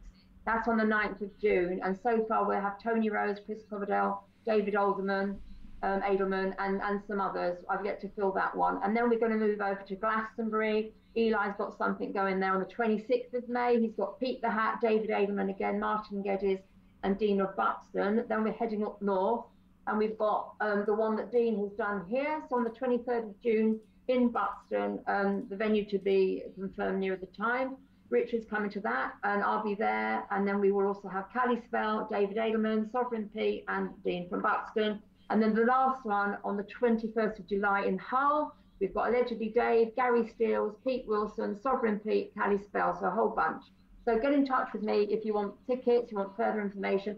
This will be like our roadshow where you can talk to the panelists, get answers, and also meet them and get onto their websites, because these shows just gives you a little idea of what's, what can be done, but you need to take it further by getting onto these Clever Clogs websites for further information. Cool. Fantastic. Thank you so much, Karen. And big thanks to everybody who has come to watch. Big thanks to Julia, who has been passing me copious note in hand writing, not just copying and paste. So she's actually sitting over there just off camera. Can we see that, Richard? There she. Well, no. come. Her hand. Come on, No, Julia. she's coming. She's coming. Give us a twirl. Give us a twirl, Anthea, Oops. Julia. Bless you. Lovely Hello. to see you. God bless. Oh, I can't hear now. She can't hear because of the earphones. But anyway, yeah, no, thank you. We're going to go and have something to eat now. But we'll try and gather if somebody can gather all that information, and so I can put it in the description. If it's not there immediately, come back in a day or so's time, and I'll try and get it into the description of this video so that you can see it there. It won't be handwritten, hopefully just copied and pasted. But thank you so much to everybody coming. Thank you for the people who did make those donations. I think we made £42.22, which we can put towards, yes, 2 pizzas for our charity. We need to sort of nominate a charity or something. But anyway, big thanks to the panel, big thanks to Karen, big thanks to Julia, and big thanks to the audience. Thank you for coming along. We'll let you go now. Take care. Thanks for watching. We've got one more show in the diary, I think, Karen, haven't we? We've got one more next Thursday. Don't know who the panelists are yet, so if you want to be on the panel, get in touch with me. Again, kizzy63@pm.me. I'm happy to keep these going, Richard, as long as you're happy. So if there's a demand, we can talk about that. Fantastic. That sounds absolutely brilliant. So there we are. There's our panelists. Thank you so much for coming along. Till next time.